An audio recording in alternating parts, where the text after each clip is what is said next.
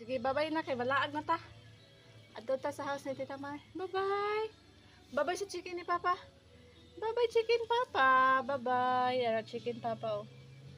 Bye-bye. Oh, lakat na. Go. Today is breakfast. Sinugbang eggplant. Okay, so talong po yung ulam natin. So dito kasi sa probinsya, hindi naman talaga magastos. Meron naman tayong gulay-gulay. At hindi naman araw-araw ganito, like once a week. Kung maganyan kami once a week dahil nakakaumay naman talaga.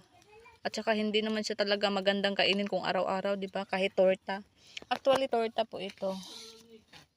So, before ko siya tortahon, kailangan ko siyang isugba muna para balatan.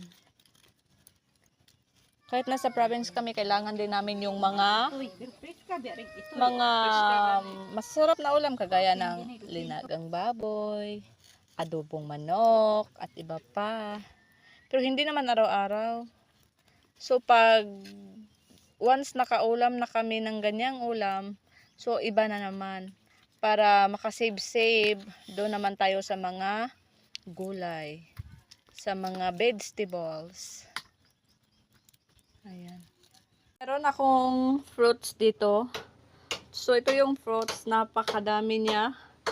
Yung more on banana po tayo dito dahil yon po ang aming tanim.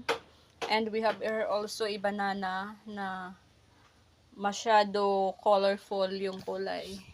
And then, meron tayong watermelon, apple. Meron tayo ditong Yakult for my 2 kids. Biscuit na rin. And another extra na banana nasa loob ng sako. So, itong mga banana natin is napaka-fresh yan. Wala tayong inad na chemical para, madaling maluto. Hindi ganun. Fresh from the puno po ito.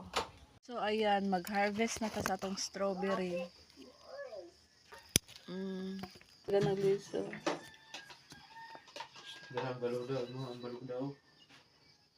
Guys, ito na yung rambutan sold for today.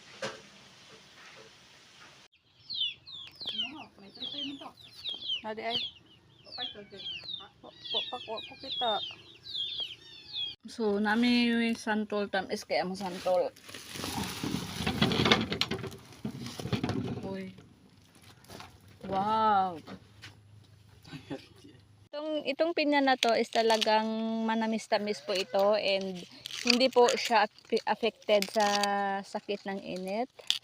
Dahil nga kahit paano meron silang source of water and pwede na to silang or pwede na itong kainin.